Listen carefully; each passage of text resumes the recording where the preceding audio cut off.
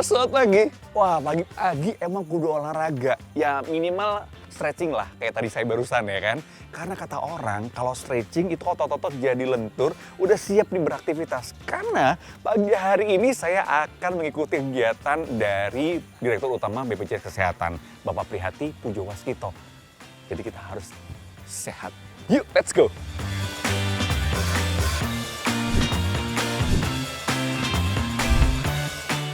Pak Pujo, luar biasa loh, masih ngos-ngosan nih. Lari tadi berapa kilo? Hanya 5 kilometer.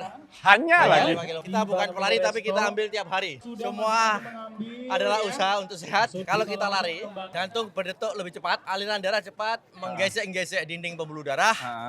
Pembuluh darah tetap lentur sampai tua. Oke. Tidak perlu hipertensi pada usia muda. Yang kedua, insulin yang terperangkap di otot itu ikut rilis kalau kita lari. Oh, Dan benar. itu mencegah sudden onset diabetes. Tapi apakah harus tiap hari sih, Pak? Lebih banyak hari pada 1 minggu. Oke. Kalau 1 minggu 7 minimal 4 hari.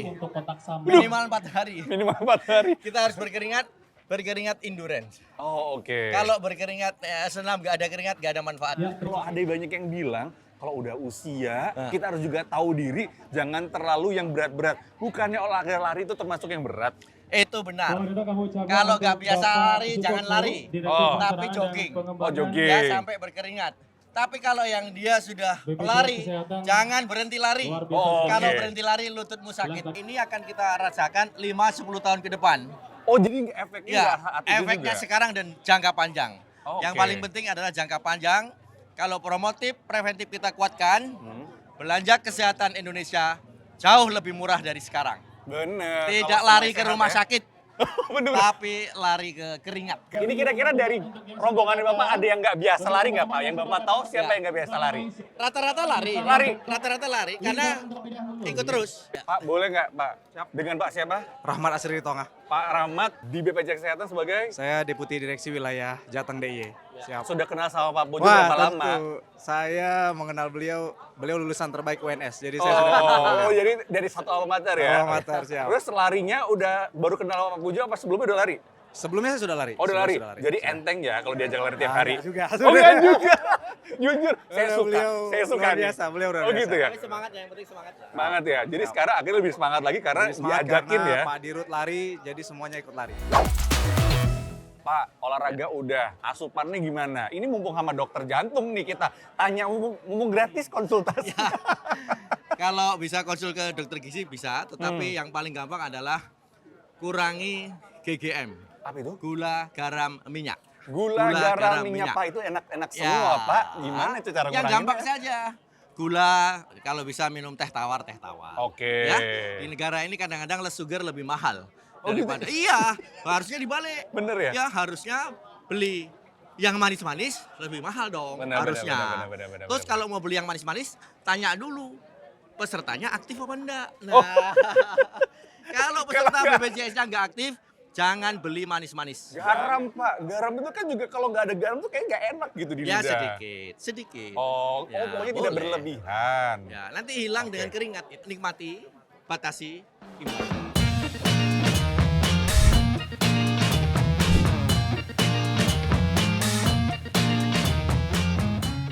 Tadi kita baru melihat soft launching dari fasilitas di RSUD Brebes, Cat Lab. Boleh dijelasin sedikit nggak sih, Pak? Yang sederhana mungkin buat pemirsa, apa sih layanan Cat Lab ini? Ya, layanan CAT adalah fasilitas alat canggih, prosedur penanganan serangan jantung, utamanya ya, serangan jantung atau penyempitan pembuluh koroner, pembuluh yang memberi makan pada jantung. Ini adalah program Kemenkes sih, pemerintah untuk melengkapi seluruh rumah sakit di RSUD di seluruh kabupaten dengan alat Cat Lab ini, termasuk di Brebes ini, dan alhamdulillah hari ini dilaporkan tadi dan kami tinjau di lapangan siap operasional. Itu nanti kalau ada pasien mau berobat menggunakan Cat Lab ini, fasilitas ini, bayarnya gimana? Pokoknya udah ngeri duluan lihat alatnya gitu, Pak Pujo. Itu pertanyaan banyak peserta, banyak masyarakat bahwa, dan memang semua orang tahu penanganan serangan jantung dengan alat canggih ini mahal, Pak. Tuh. puluhan sampai ratusan juta, dan dengan program BPJS ini tidak usah bayar. Tidak. Di level manapun Di level keanggotaannya. manapun tidak ada diskriminasi, mudah, cepat, setara. Meskipun BPI PBI bantuan- tetap ditangani Pak, nelayan maupun sopir maupun buruh yang PBI itu atau yang mandiri itu kita layani, dan itu puluhan juta kalau bayar sendiri, ratusan juta dengan kalau alat ke ini. rumah sakit lain tanpa BPJS. Oh iya. Segitu harganya Iya. ratusan juta bisa. Iya, puluhan juta, Puluhan juta. pasang cincin itu. Bu Bupati, gimana nih? Ini kalau nggak salah alat pertama di Brebes atau gimana? Ini alat pertama di Brebes. Saya juga mengucapkan terima kasih kepada Kementerian Kesehatan yang telah memberikan bantuan yang sangat luar biasa, yaitu Cath Lab. Karena biasanya masyarakat kita kalau terkena serangan jantung ataupun mungkin ada stroke itu bisa di luar Brebes, ada ke kabupaten tetangga-tetangga. Tapi dengan adanya layanan baru seperti Cath Lab yang ada di Brebes, kita masyarakat Brebes lebih tenang karena kalau ada apa-apa bisa langsung pergi ke RSUD Brebes. Apalagi sekarang Cath Lab ini bisa di-cover oleh BPJS, itu sangat luar biasa. Ini mumpung lagi ada sama dirut BPJS-nya, Bu. Permasalahan BPJS di Kabupaten Brebes seperti apa sih? Permasalahannya dari tahun 2025 akhir banyak sekali BPJS PBI yang dimatikan. Dan Oh, ini yang mungkin kemarin sempat ramai juga itu ya? sempat ramai juga. Tapi ini karena mungkin ada data satu pintu ini yang melihat lagi mana yang perlu betul-betul di-cover oleh BPJS PBI atau BPJS yang sangat gratis tidak perlu bayar iuran. Mana yang memang orangnya mampu bisa iuran setiap bulannya. Udah jadi so far udah aman di Brebes. Belum aman semua, tapi setidaknya ini yang sudah dimatikan, yang betul-betul memang membutuhkan sudah diaktifkan kembali. Pak Buju gimana tuh? Ada masalah seperti itu di Brebes sudah mulai recovery, di daerah-daerah lain sejauh ini seperti apa, Pak? Ya, kita selalu pantau pemutakhiran data. Memang yang awal tahun itu sudah kita selesaikan, kita bantu untuk reaktivasi, kemudian kita bantu pengaktifan untuk yang pindah segmen. Tiap bulan kita pemutakhiran, Pak. Ada yang meninggal, ada yang lahir baru lahir. Kalau nggak kita mutakhirkan, nanti banyak data-data yang tidak padan dan ganda. Dan ini tanggung jawab keuangannya menjadi salah.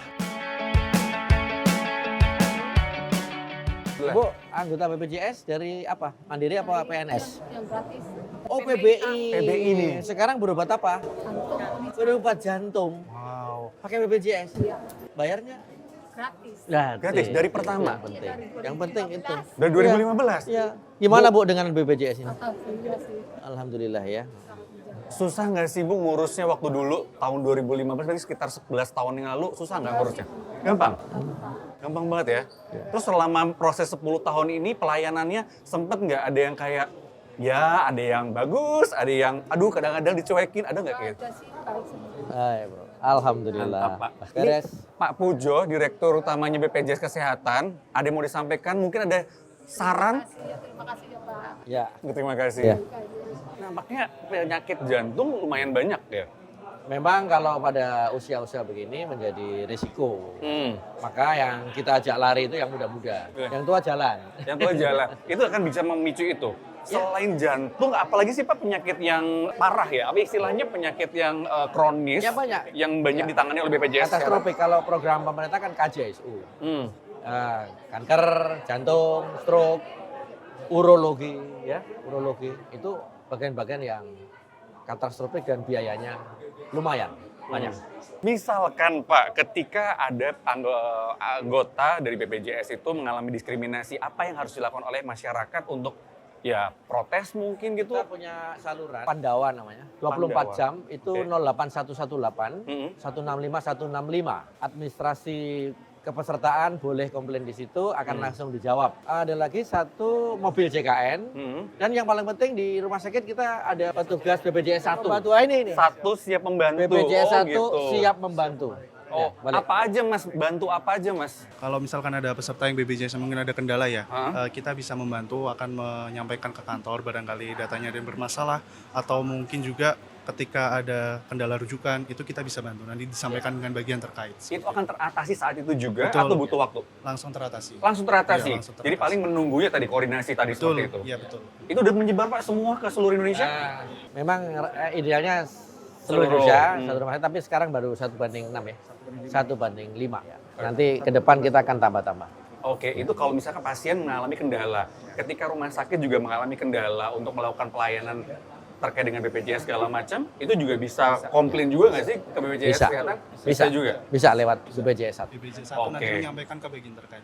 Kalau ada rumah sakit yang nakal, ada sanksi nggak sih Pak buat rumah sakit atau tenaga kesehatan yang tidak memberikan pelayanan yang baik? Ya kalau itu nanti menghasilkan selisih biaya, ya kembalikan biaya itu. Oh gitu? Iya dong, kita periksa-periksa tuh, ternyata nggak sesuai, kembalikan. Rumah sakit sudah tahu dan mereka melakukan dengan benar. Saya baca kemarin cerita-cerita bahwa ada yang gara-gara ada masalah akhirnya ditolak. Tidak boleh selesaikan. menolak, apalagi emergensi. Oh. Kalau pasien datang ke UGD jangan ditanya kartu BPJS-nya dulu. Harus Tanya dilayani dulu. keluhannya dulu. Oh, oke. Keluhannya apa? Ya tanda-tanda emergensinya apa? Ya supaya terselamatkan. Itu wajib ya. Wajib. Selain para anggotanya, Ya. para tenaga kesehatan tuh juga pernah mengeluhkan, aduh kalau udah layanannya BPJS itu kecil pendapatannya segala macam. Masih nggak sih Pak ditemukan sekarang? Pak Pujo baru 3 bulan, tapi gimana? Sudah mendengar kayak gitu juga Pak? Berkurang sih ya keluhan-keluhan itu. Saya sekarang direktur rumah sakit sudah pintar-pintar menghitung kos. Jadi dia bisa bagi-bagi mana untuk pasien, untuk obat, mana untuk jasa tenaga medis. Semua senyum. Sejauh ini semua udah senyum ya? Ya pasien senyum, direktur rumah sakit senyum, bupati senyum. Perintah Pak Presiden seperti apa sih soal BPJS Kesehatan kemarin waktu Pak Pujo ditunjuk? Ya laksanakan program JKN dengan sebaik-baiknya. Pastikan rakyat mendapatkan pelayanan kesehatan yang berkualitas sesuai yang dibutuhkan dan jangan ada rakyat yang jatuh miskin karena biaya berobat. Jangan ada kegaduhan.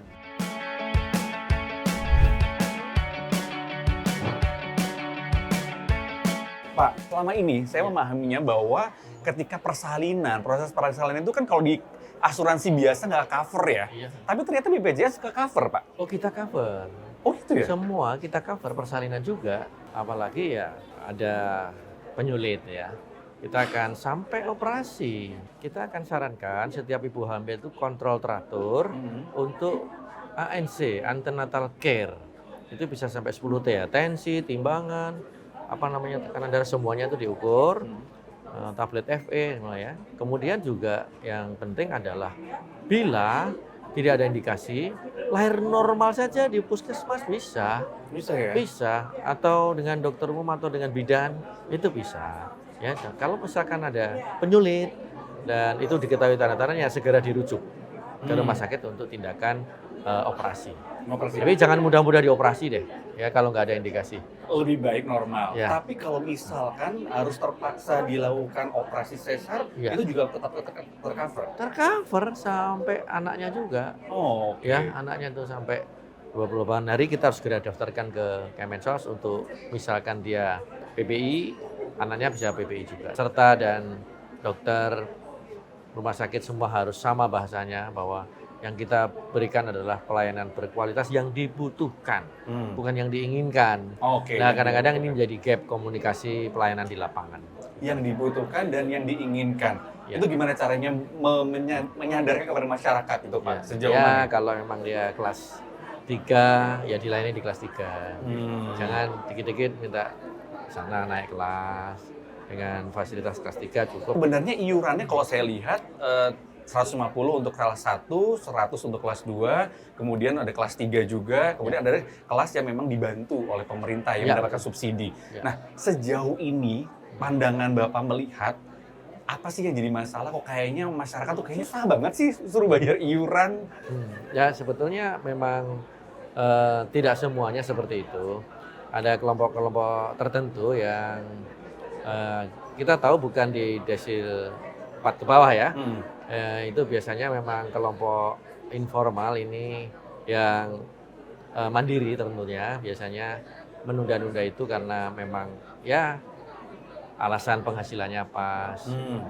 Nanti untuk nanti saja kalau pas sakit. Itu kadang-kadang gejala yang hampir umum di asuransi sosial selalu begitu. Menunggu sakit baru. Ya. Nah, itu yang menjadi tantangan kita untuk bagaimana memotivasi jangan nunggu sakit. Tapi padahal ketika misalkan kayak tadi ada yang bandel nggak bayar iuran, tapi kemudian keburu sakit tetap akan dilayani. Cuman apakah ini jadinya kayak Tapi kayaknya kalau kurang dia adil tidak, buat teman yang tidak lainnya? bayar iuran, nggak aktif, nggak dilayani. Oh, Harus kalau tidak aktif. aktif, harus aktif Ya. itu. Ya. Pelayanan akan diberikan ketika Ya. aktif. Betul. Oh itu jadi harus jadi catatan buat masyarakat ya. Ya. Ini udah setengah harian saya bersama Pak Pujo, kayaknya nggak ada capek-capeknya. Oh, iya. Pak, tipsnya dong Pak, tipsnya. Kita berusaha menjaga kesehatan dan memang usaha itu ada batasnya juga. Ketika batas itu terlampaui kita jatuh sakit, kalau kita harus membayar kadang-kadang biaya itu membebani. Betul, Ya. setuju. Maka sekali lagi jaga kesehatan semaksimal mungkin dengan tadi ya berolahraga teratur, makanan sehat, bila perlu vitamin-vitamin tambahan. Kalau toh jatuh sakit, BPJS kita aktif, terlayani. Terlayani. Tidak perlu jatuh miskin. Duh, jangan sampai jatuh misal. Pak, healing juga nggak sih Bapak? Iya dong. Ngapain sih Pak Pujo kalau healing? Boleh rekreasi dengan keluarga, sempatkan ketemu cucu, Oh, wow. sempatkan nyapa anak. Oh gitu. Gimana? Anak harus sempatkan dong. Kalau nggak sempat ntar diomelin ya, Iya, iya. dicariin deh. Ya kembali kepada spiritual atau ritual-ritual agama kita. Itu menjadi bagian-bagian dari healing.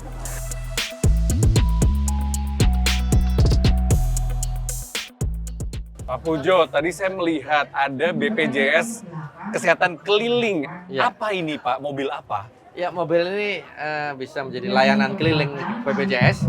Ini biasanya dikerjakan dengan gabungan ya. Dinas Kesehatan, Dinas Sosial, dan BPS. Oh. Mendekatkan layanan, edukasi, sosialisasi, dan collecting. Iuran, terus kepesertaan, meningkatkan peserta aktif, semuanya ada fungsinya ada di sini, jemput bola. Ini ada di mana aja ya? Di setiap lokasi? Atau Keliling. Kelilingnya itu ya? Keliling terjadwal, kemudian ada permintaan atau terjadwal atau kerjasama dengan tertentu bisa. Di setiap kota kah? Atau di tiap... Setiap kantor cabang, setiap kantor kabupaten ada. Ini bisa dikatakan sebagai garda terdepan juga berarti ya? Bisa. Buat pelayanan. Ya. Tapi garda terdepan pelayanan lainnya sebenarnya adalah soal puskesmas. Ya kan Pak ya? Ya. Karena kalau kita misalkan sakit, BPJS harus dari puskesmas dulu. Iya Ya. kan? Tapi ini saya mewakili mungkin banyak orang di luar sana yang emang iya Pak, puskesmas kita cukup mumpuni untuk kita jadikan rujukan ketika kita sakit tuh. Asal persyaratan mutlaknya dipenuhi, ada dokter umum, ada dokter gigi, kemudian tenaga-tenaga perawat bidan, dan itu ada, perlengkapannya ada, mereka mampu melakukan layanan primer, layanan tingkat pertama. Jadi kita mewajibkan juga ada semacam kewajiban merujuk itu hanya yang kasus spesialistik. Dan angkanya kita batasi 2%. Kalau di situ disediakan spesialis mungkin, fisioterapi bisa. Oh bisa juga? Bisa, fisioterapi bisa, dokter gigi bisa.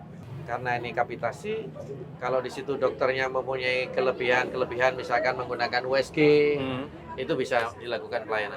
Termasuk rawat inap, di situ bisa menyediakan kamar-kamar rawat inap. Nah, ini ada titipan pertanyaan dari teman saya. Kebetulan teman saya ini, salah satu produser kami itu, dia harus cuci darah secara berkala, Pak. Ya. Nah, kan kalau cuci darah itu kan berarti kan rujukannya nggak bisa ya kalau ke puskesmas. Tapi sementara kalau misalkan kita harus memulai lagi, kayak harus dari bawah. Itu mungkin nggak sih Pak untuk kasus-kasus tertentu yang membutuhkan kompetensi yang lebih tinggi tadi, udah aja gitu langsung ke rumah sakit. Memungkinkan nggak sih Pak? Ya kasus-kasus tertentu ada, talasemia, 3 bulan Iya, cuci 3 bulan, darah, heeh. ambil surat lagi. Nah, itu ambil surat lagi nggak apa-apa, bisa langsung Ya, ya? kalau 3 bulan kan bisa. Hmm. Tidak setiap cuci darah ngambil. Untuk memperkuat tadi layanan yang di puskesmas yang notabene puskesmas itu kan ada di daerah ya Pak ya, Ya. di kota-kota kecil, di kecamatan seperti itu. Ini anggaran BPJS Kesehatan sejauh ini cukup nggak sih Pak untuk membuat puskesmas Ya. di seluruh Indonesia ini bisa berdaya dan jadi rujukan utama masyarakat? Iya, cukup. Cukup. Kita berikan dalam bentuk kapitasi-kapitasi. Dan itu mewajibkan dokter petugas kesehatan di sana untuk melayani sesuai kemampuan-kemampuan fasilitas kesehatan tingkat pertama. Justru sebetulnya memang kalau mau ditambah harus memindahkan yang pembiayaan yang di rumah sakit. Ya, itu kita kalau bisa kurangi, kita geser ke FKTP, itu menjadi lebih bagus karena berarti promotif preventif, kasus non spesialistik lebih banyak. Atau kasus spesialistiknya berkurang. Itu idealnya. Idealnya seperti itu. Ya. Pak, terakhir, tolong dong Pak, pesankan kepada masyarakat semua, ternyata BPJS Kesehatan itu luar biasa loh, sangat-sangat membantu.